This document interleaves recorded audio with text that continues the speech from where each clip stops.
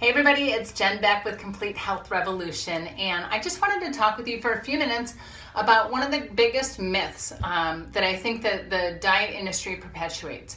And that's the fact that if you want to lose weight or you want to get healthier, you have to do it all or nothing, right? Like if you don't do zero sugar, work out 6 days a week, and eat all your veggies, that you'll never lose weight, right? And I'm just here to tell you that there's no such thing as all or nothing. It's one of the biggest myths that's perpetuated, and it's one of the biggest challenges when it comes to sustaining a diet long term. So a diet is supposed to mean lifestyle, and we have bastardized this word in America, so now it means go overhaul your entire life for a matter of time, get to the desired result of typically weight loss, and then go back to what you were doing before because, wow, you achieved it and now you can relax. Whew.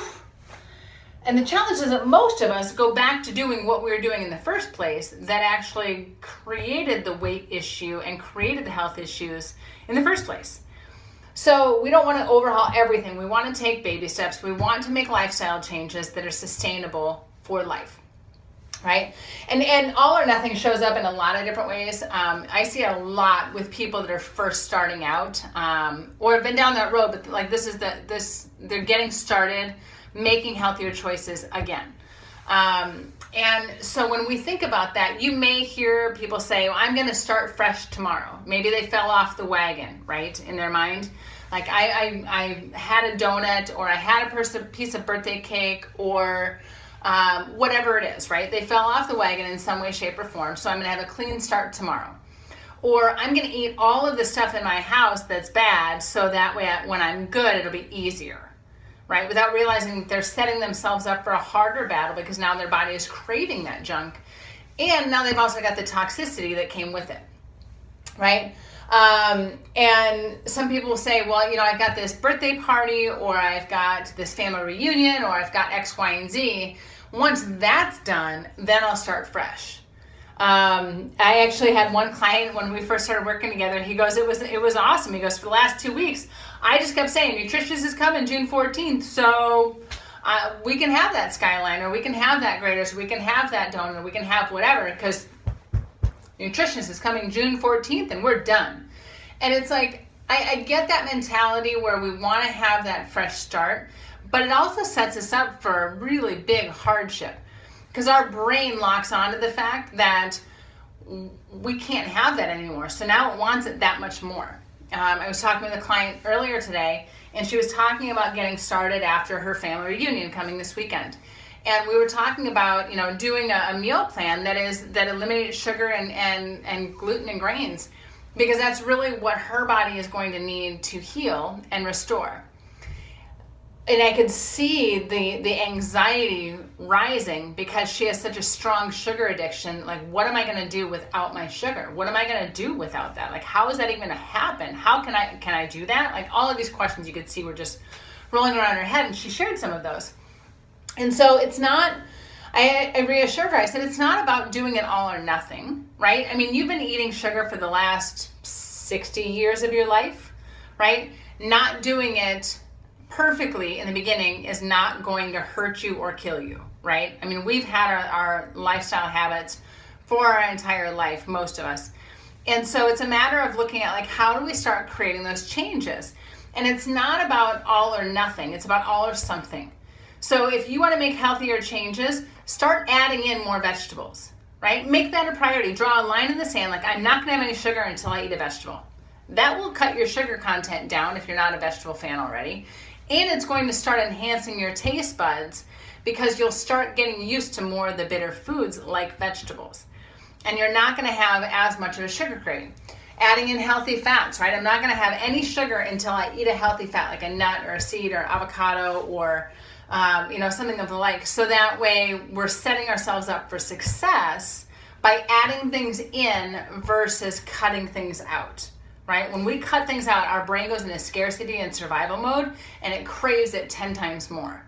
So by eliminating that survival mechanism in our body, by going, I can have it, and I'd rather choose something else, that allows us to be able to kind of calm down that chatter in the back of our head, like, oh my God, I can never have sugar again. and allows us to be in the driver's seat versus, and choose when we're going to eat it versus feeling like we can never do it and giving somebody else that power and control in our life, which I think ultimately is probably one of the things that sidetracks or sabotages most people, is they give away that power going, this book or this person told me to do X, Y, and Z, and so I can't do any of that. And so we give that responsibility, that power away to somebody else. And I fully believe that if you really want to change your life long term, you've got to own your power and decide what goes in your mouth, because you're the only one that does, right? You may blame it on somebody else, but ultimately you're the only one putting things in your mouth, right? So do it all or something, right? I'm going to have that, and I'm going to have some vegetables with it. I'm not going to have any sugar until I have some vegetables or some healthy fats with it, right? You can set it up however you want to do it, but just know that your goal is to put some kind of line in the sand so you have some kind of boundary, okay? And then decide that you're going to do all or something, right? So even if you're not perfect, that's fine, but do something that's going to be nourishing and healthful for your body, okay? The next thing to do is crowd out, don't cut out. Meaning add in those healthy fats, add in those vegetables. The more nourishment that you get, the less space and the less appetite you have for the processed and the sugary foods. So crowd it out by adding in more, right? Add in more protein, fiber, and fat with each meal.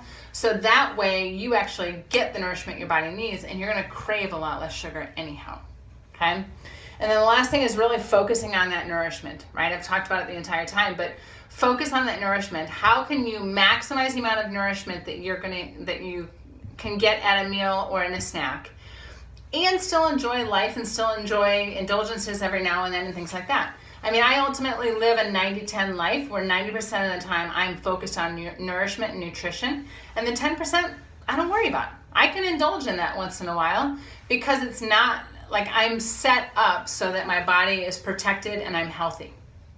So it's looking at what's the ratio of what you focus on. Do you focus on what tastes good in the moment and what will make you emotionally feel better in the moment?